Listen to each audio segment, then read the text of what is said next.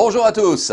Le Grand Prix de Singapour 2017 s'avérera-t-il décisif dans l'attribution du titre? Eh bien, c'est possible éventuellement, car le 25-0 a eu lieu, le 25-0 avec la victoire de l'un et l'abandon de l'autre, la victoire d'Hamilton, la défaite et l'abandon donc de Sébastien Vettel. On va largement en parler avec Jean-Luc qui nous fait encore l'amitié d'être avec nous. Salut Jean-Luc. C'est un plaisir, salut LB. Bah, tu nous fais l'amitié, c'est un peu ton rendez-vous aussi, donc si t'es pas là, c'est que ça sert à rien. Un petit peu. C'est ça. Bon. La bonne humeur est toujours de mise. Il n'y a pas de raison que ça change. Mais attention, aujourd'hui peut-être émission sujet à débat, polémique, je sais pas, parce que tu vas tout de suite, je te propose, entrer dans le vif du sujet. Allons-y. Car tous ceux qui... du lourd. Oui, oui. Car vous tous qui nous écoutez, vous n'avez qu'une question, je le sais, en tête, à poser à Jean-Luc, donc je vais la poser. Qui est responsable de cet accrochage au départ? Vettel, Raikkonen, Verstappen, les trois éliminés tout de suite. Comment as-tu vécu ça? Comment, un petit peu, quelques heures plus tard, tu juges tout ça? Vas-y, lance-toi et puis on va certainement entamer le débat. Alors évidemment, il y a la réaction sur le coup spontanée quand on voit cet accrochage monumental, quand on voit ce strike, on peut dire ça, qui élimine d'entrée les deux Ferrari et l'un des prétendants à la victoire. Verstappen, on se dit, allez con, quoi. Je veux dire, bon, c'est la première réaction, on se dit, non, chien, ça y est. L'entonnoir du départ, il a fait son office et il a éliminé malheureusement trois des vainqueurs potentiels. Et puis après, évidemment, on a les images, vous les avez vues et revues, et chacun étudie. Et là, assez rapidement quand même, moi je me dis, le principal responsable, c'est Vettel. Pourquoi? Vettel rate son départ. Bon, évidemment, il essaie de le réussir, mais il n'y parvient pas. Verstappen part un peu mieux que lui, mais surtout Kimi Raikkonen part nettement mieux que lui. Et puis après, on le voit, Hamilton et Alonso également, mais plus loin derrière. Or, à ce moment-là, Vettel a compris qu'il avait raté son départ des premiers mètres sur cette piste, rappelons-le, humide, alors que personne n'a jamais roulé sous la pluie sur cette piste. Donc évidemment, ils ont dû faire quelques essais un peu timides, on les voit pas très bien même dans le tour de formation, mais bon, il se rate.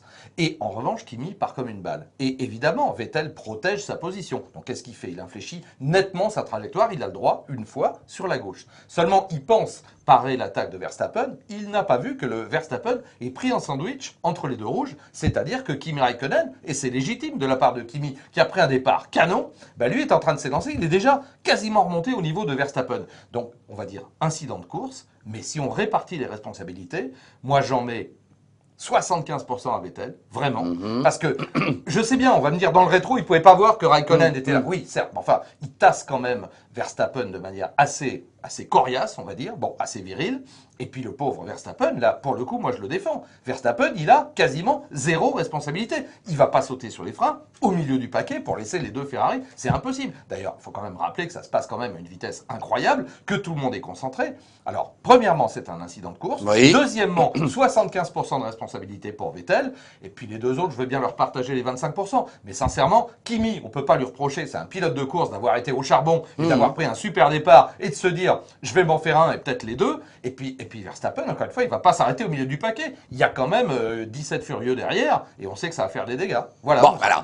Est-ce que t'as pas le sentiment que finalement tout le monde a fait ce qu'il devait faire? Raikkonen, il prend avant départ, il va pas se gêner. Verstappen, il est au milieu, il essaye de survivre. Et Vettel, il essaye aussi de garder sa position. Et tu sais que, je vais le dire pour une fois, non, c'est pas toujours le cas, mais je vais louer la FIA, qui avait réservé sa décision, qui a étudié, comme je pense tout le monde l'a fait, les images, et qui a décidé de ne pas prononcer de sanctions en disant c'est un incident de course. Et oui, je veux dire, sinon on va pas en finir là. Et même sanctionner Vettel me serait apparu vraiment incorrect, parce que Vettel, il est mal parti. Ok, c'est le premier pénalisé, il défend sa position, oui, c'est un peu normal, il a le droit de le faire une fois, pas deux, une fois, et puis voilà, après... et les circonstances font qu'à ce moment-là, non, ça passait pas. Ça passait pas. Encore une fois, Vettel ne pouvait absolument pas, t'as vu les rétros en F1, quoi qu'on en dise. Alors là, ou alors il faudrait le fameux spotter, comme on dit, et... pourquoi pas, mais bon, à mon avis, il y en a déjà assez. L'ingénieur qui a fais gaffe, t'as machin à gauche. Bon, ok, non, c'est pas possible. Donc, à mon avis, voilà. Alors, c'est regrettable, c'est même plus que ça, parce que les deux Ferrari, notamment Vettel qui avait fait le boulot, et Raikko qui était en train de le faire, parce que Raikko, s'il vire au premier virage, premier ou deuxième, c'est pas la même histoire, tu comprends? Bon, voilà. Alors, on est tous un peu frustrés, quoi, il faut être clair, et on se dit, la fête est gâchée. Voilà. Bon, alors, je vous le dis franchement, on avait décidé d'attendre la réaction de Jean-Luc officiel là pour que je vois quelle attitude t'allais adopter en quelque sorte, parce que on voulait garder un petit peu de spontanéité, etc. Bon, voilà, moi je suis d'accord avec toi. Ce que je voulais pas et ce que je m'apprêtais à défendre, C'est qu'on dit, ah bah Vettel, il a fait une connerie. Enfin, oui, peut-être, mais le fait est que c'est pas non plus quelque chose qu'il fait exprès, il est un peu dicté par les circonstances. C'est pas scandaleux. Encore une fois, il prend un mauvais départ. Combien de polemen ont pris un mauvais départ et il protège sa position une fois en infléchissant sa trajectoire. Il y a rien à dire. Je veux dire, il n'est pas fautif. Bon, l'accrochage s'est produit, mais c'est pas un crime, quoi. Je veux dire, c'est pas une agression. Voilà. Bon, mais c'est vrai, c'est plus que malheureux. Et alors là, chez Ferrari, après la déroute de Monza, parce que on s'en remettait tout juste, et effectivement la perspective était belle de réussir à Singapour. Très belle. Là, c'est le scénario catastrophe. Et si on fait un tout petit brin d'histoire du week-end, Vettel a fait de boulot. Parce que comme tu l'as vu, c'est les Red Bull qui étaient vachement bien. Depuis le début, les Red Bull étaient au sommet de la feuille des temps. Même à un moment, on se dit, mais comment ça se fait? Les Mercedes, ils sont pas là. On a compris que les Mercedes, les Ferrari, on a compris que les Mercedes étaient à l'ouest, justement, 5 et 6. Bon, on se dit, ah bah génial, là, génial, dans le bon sens du terme, encore une fois, pour la bataille du titre. On se dit, bah c'est relancé. Bon, les Mercedes vont être mieux en Malaisie, vont être mieux ailleurs. Mais là, ça, normalement, ça va être pour Ferrari ou pour Red Bull. Bah voilà. Oui, donc effectivement, 500 mètres. Alors, le deuxième problème de Vettel, si j'ose dire, pour toi, il est consécutif un petit peu à ce qui s'est passé, oui. C'est clair. Bah, il a pris un pain. De toute façon, la monoplace, elle est. Attends, on connaît Vettel quand même. Tout seul, il sort là, comme un blaireau. J'allais dire, bon, il y a un problème. Donc il y a un problème sur la monoplace qui est manifeste. Alors après, il perd le museau. Bah, je trouve que c'est plutôt rigolo le pilote qui essaie de ramener la voiture, même en marche arrière, pour se sortir du bazar, parce qu'il a dit oula, il y a tous les autres qui m'arrivent dessus. Moi, je me mets sur le côté, et puis après, je vais essayer de ramener la poubelle. Bon, c'est marrant, quoi. Oui. Mais c'est vrai, quand il fait son demi-tour, on comprend tout de suite, vu l'étendue des dégâts, que non, ça sera pas possible. L'abandon est inévitable, donc le double abandon, là, en 500 mètres de course. Dramatique. C'est tragique, c'est tragique, je te dis. Il se tire une balle dans le pied. C'est l'auto-élimination des deux pilotes Ferrari. Et encore une fois, au milieu, Verstappen, lui, est victime. Là, vraiment, moi, je veux bien qu'on lui tape sur la tête à chaque fois. On l'a fait quand même régulièrement, et je veux pas tout lui pardonner. Mais là, franchement, il est pris au milieu. Je veux dire, on regarde les images presque une par une, on voit bien qu'il est dans un entonnoir, c'est le cas de le dire.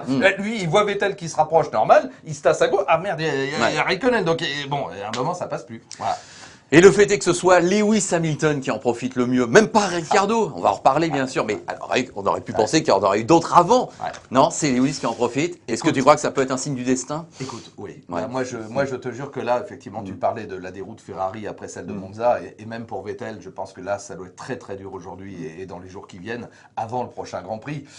Parce que là, ils ont compris que c'était un tournant du championnat. Bon, Hamilton était passé en tête pour 3 points, c'était pas grand-chose. Il pouvait y avoir, je te dis, un rétablissement. En partant d'où il partait, on savait bien qu'Hamilton allait remonter, mais il allait terminer aux portes du podium ou sur le podium. Bon, et normalement, Vettel pouvait gagner, quoi. C'était pour lui ou pour Ricciardo, mais il devait remonter et revenir peut-être en tête du championnat. Bon, bah là, il se retrouve effectivement avec 28 points, et là, c'est beaucoup, une victoire pleine.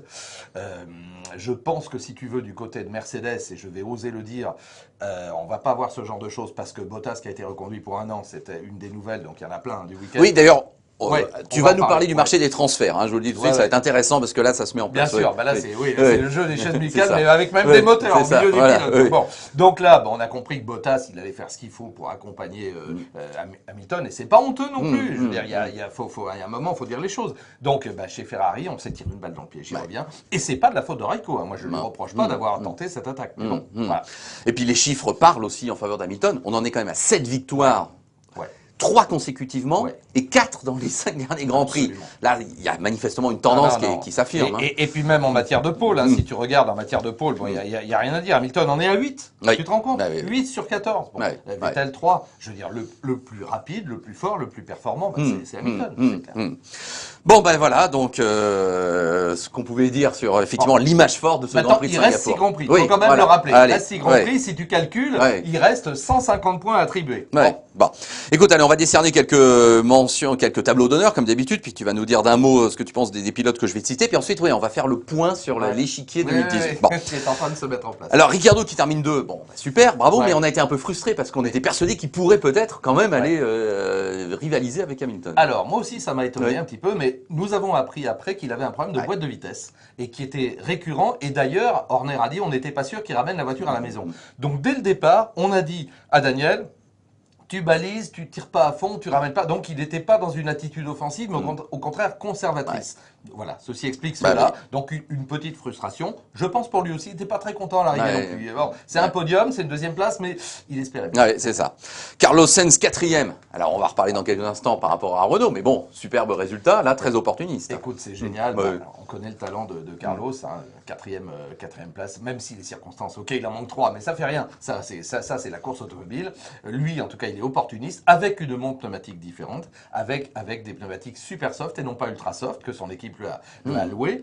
Écoute, c'est super. Bah, c'est sans faute intégrale. Bah, je veux dire, il confirme ce qui va lui arriver. Ouais. Bon, alors pareil, j'ai envie de grouper dans le même groupe Pérez, Palmer, Van Dorn, Stroll, hein, peut-être même Romain Grosjean 9e, qui ont su profiter des circonstances, qui ont fait des courses solides et qui ont marqué des points importants. Il y a un paquet de jeunes là Ouais. qui fait mal et Stroll y est encore, hein, Ouais. il faut le souligner. Donc il est bon sur le mouillé, donc ça c'est quand même un vrai critère, hein, parce qu'après les qualifs de Monza, il est encore là avec une monoplace qui est pas à son aise, hein, de surcroît. Et c'est ça qui est assez marrant d'ailleurs, c'est de voir que les motorisations Mercedes, parce que eh bien le châssis est un peu inhérent. Alors est-ce qu'il y a quelque chose dans l'implantation des organes techniques et mécaniques? Je me suis posé la question quand même, parce que les Mercedes normalement pas à l'aise sur des petits circuits, donc empattement long. On a compris que les Force India c'est un peu pareil. Et que les Williams, c'est un peu pareil. Alors, est-ce qu'il y a quelque chose d'induit par l'implantation mécanique? Peut-être, quand même. En tout cas, eh bien, malgré ça, Stroll nous fait un sans faute. Bah oui. Et je veux dire, dans une course comme celle-là, et là, c'est les jeunes qui débarquent. Van Dorn, c'est génial. Bah oui. Ça y est, il éclate au grand jour. Bon, tu vas me parler sûrement d'Alonso.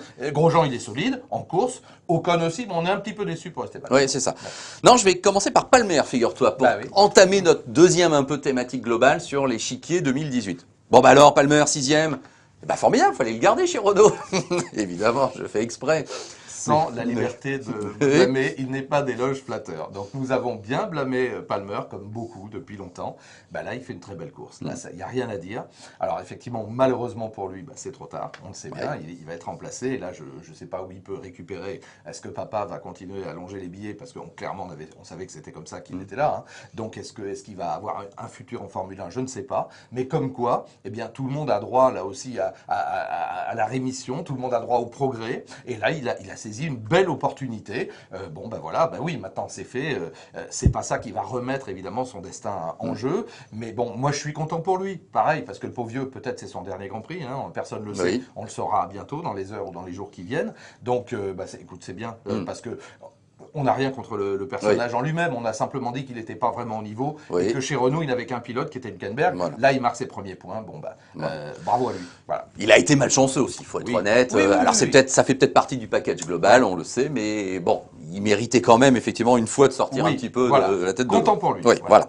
Cela étant, alors, on revient à la titularisation annoncée, confirmée. Bien, c'est fait de Sainz chez Renault l'an prochain. Parlé, hein, oui, tout à fait. Mais bon, ça a été comme annoncé aussi, ça a été tout ça bien précisé à Singapour. C'est vrai que la paire Hülkenberg-Sainz l'année prochaine, c'est bien prometteur. C'est beau. Hein. C'est beau. Écoute, c'est une belle équipe parce que bon, Hülkenberg, il n'est pas si vieux que ça. Hein, je veux dire au contraire.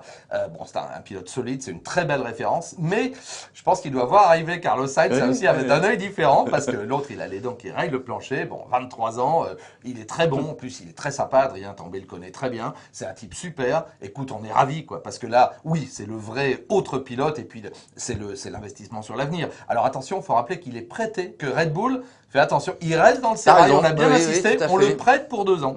Ça veut dire qu'on lui permet de compléter son apprentissage qui est déjà excellent. Mais si la Renault marche, bah écoute, là, ça va être des podiums et puis pourquoi pas une première victoire. Mais ça veut dire que chez Red Bull, attention, on garde un vrai œil dessus.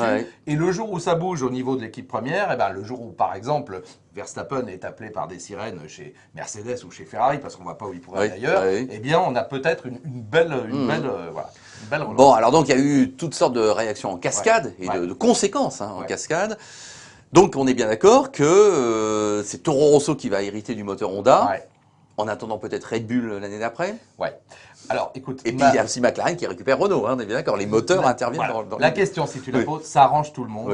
Sauf Honda, je vais oser le dire. Oui, parce que Honda était aux portes quand même de renoncer. Bon, mais il y a la fierté des Japonais que je comprends. Et puis surtout, là, il faut y voir la main secrète de Liberty Media. Tu sais, comme Bernie à une époque a pu le faire, en disant « Nous ne voulons pas que Honda se retire ». Ça ferait une très mauvaise image pour la Formule 1 d'avoir un des premiers constructeurs mondiaux et puis quand même tête de file qui a eu un palmarès formidable en Formule 1 qui se retire. Non, on veut que vous restiez. Alors on a aider à un arrangement en disant, allez, bon, du coup, Renault m'autorise effectivement McLaren, et McLaren qui était dans la misère, et qui essaie de conserver Alonso, ce qui n'est pas fait, puisqu'Alonso a dit, je dois parler aux gens de Renault. Oui, c'est la question qu'on va te poser quand même. Ben voilà. Donc ça n'est pas fait, c'est pas automatique. Alors on a bien vu que Zak Brown, il est prêt à tout pour le garder. Son Alonso, il a même dit, il peut rouler au Mans, il n'y a pas de problème.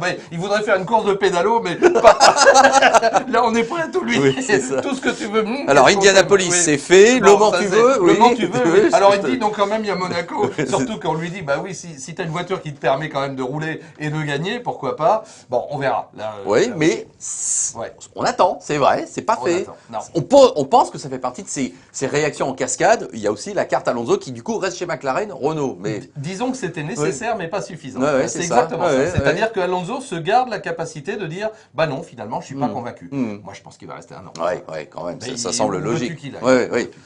Et Renault, pour toi, il préfère équiper quand même McLaren, même si depuis quelques années McLaren c'est pas évident, mais ça reste prestigieux, plus que Toro Rosso. Il y a un peu de ça. Parce que Toro Rosso, une victoire, celle de Vettel en 2008, sous la pluie, tu t'en souviens, c'est tout, le palmarès de Toro Rosso. Donc c'est pour ça que je dis le perdant, c'est Honda. Il faut être très cru. Je n'aime pas humilier nos amis japonais pour lesquels j'ai beaucoup de respect, pour plein de raisons.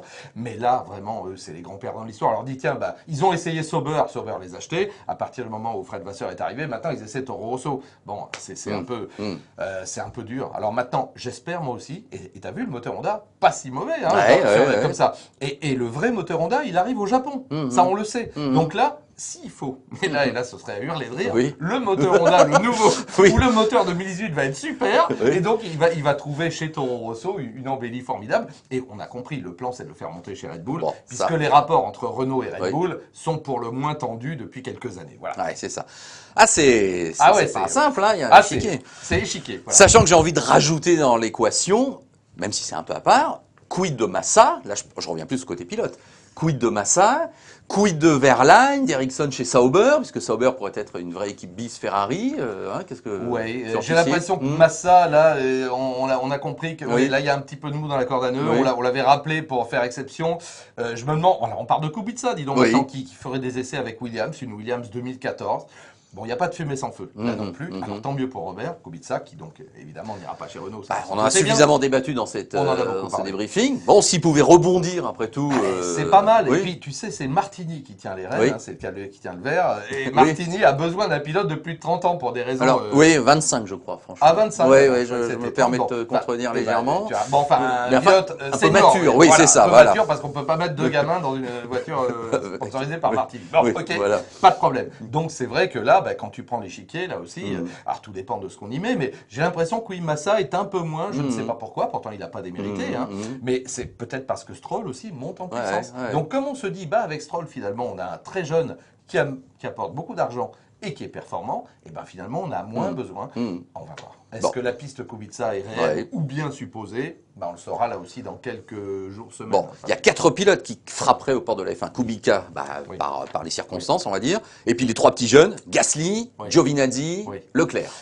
Alors, moi, je parierais pour Gasly chez Toro Rosso. Alors, Leclerc, c'est compliqué parce qu'effectivement, il est dans le giron de Ferrari. Donc, on pourrait bien le voir chez Sauber.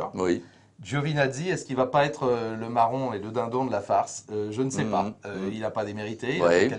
Il a fait un Grand Prix, il a fait quelques essais. Mais je vois plus Gasly, évidemment, indubitablement, surtout que là, il marche, il a gagné encore la deuxième fois, donc il est bon, mais ça, on le savait. Je pense que Gasly, là, il est vraiment aux portes d'une titularisation chez Toro Rosso, c'est clair. Et puis, je pense que Leclerc, on ne peut pas le laisser dehors. Leclerc, il est excellent aussi. Donc, je pense qu'on va le placer. Ferrari va dire, allez, Sauveur. Bon. Dernière question, parce que là aussi, ça a été un des grands thèmes de ces dernières semaines, la relation Pérez-Ocon. Donc on repart avec eux quand même, l'année prochaine, Bon. Écoute, quand tu as une doublette, une paire comme cela, je veux dire, tu les gardes et puis tu manages. Bon, maintenant, on leur a dit, les gars, vous vous calmez, vous terminez les courses dans l'intérêt de... Bon, là, ils vont finir 4e, t'as vu l'écart par rapport à ceux devant et ceux derrière, on voit pas très bien ce qui pourrait se passer, enfin, on leur souhaite, en tout cas, ils le méritent. Et puis là, on se dit finalement, Pérez, tu sais, il est accompagné d'annonceurs également, qui sont assez exigeants, donc le problème des négos, c'était ça, c'était qu'est-ce qu'on leur donne, qu'est-ce qu'on leur donne pas. Et puis Ocon, il n'est pas discutable, je veux dire, il fait une telle saison formidable que bon, on le garde là. Et puis Mercedes, on le rappelle quand même, il est dans le giron de Mercedes. Là aussi, il est au frais pour le moment, et on se dit, bon, si un jour, il y a un petit problème devant, et on ne sait jamais ce qui peut arriver, arriver qu'Hamilton à un moment pète un câble ou dit j'en ai marre ou que Bottas déçoive, eh bien on a Ocon qui instantanément, alors j'en suis certain, ferait les mêmes performances que Bottas, à minima. Oui, oui, on est d'accord. C'est pas méchant pour Bottas, tout à fait. mais à minima. Là, il est capable de faire des podiums, mais alors réguliers. Donc, bon, bah écoute, Jean-Luc, je te remercie beaucoup. Je Mais crois c'est qu'on a toujours été un à peu plaisir. près complet. Hein. Vous avez bien compris qu'on pourrait continuer à papoter. Mais bon, allez, on va sait que s'arrêter vous là. nous en demandez toujours un peu Ouais, plus, c'est ça. mais bon, on veut pas abuser de votre temps Voilà. qui est précieux. En tout cas, merci pour nous suivre fidèlement et je dirais même de plus en Et plus. de plus en plus nombreux. Les commentaires sous la vidéo YouTube, Comme on vous dit, bon, restez courtois, Ouais. vous avez le droit de pas être d'accord. Voilà, Mais c'est vous ça. avez le droit, ou le devoir d'ailleurs, Ouais. vous faites comme vous voulez. Mais là, on a des opinions tranchées, voilà. On les a toujours eues. Et on se retrouvera donc après la Malaisie, Ouais. où là les pilotes vont encore souffrir physiquement. Je te l'arrache de la bouche, j'espère que tu vas pas me faire malaise en Malaisie. Non. Sauf s'il se passe quelque sauf s'il y a chose un où je gros pourrais pas malaise en résister Malaisie. parce Bon, d'accord, qu'évidemment, bon, d'accord. mais non, on va En tout essayer cas, de. il ressemble à tu Oui, te rappelles, c'est ça. le circuit, Oui, le tracé du circuit, oui, c'est exactement, vraiment- oui, tout à Comment fait, on il y a une appelait ça, bouche- le Le Pac-Man là. Le Pac-Man, c'est ça. Pac-Man. Oui, les deux lignes droites un Ouais. peu quasi pas parallèles complètement, mais c'est vrai que ça fait une J'espère qu'il y bouche. en a un un peu. qui va pas se faire Ouais, vendre. c'est ça. Bon. On verra. Allez, on vous laisse là. Merci à tous. Merci Jean-Luc. À très un bientôt et salut. Salut.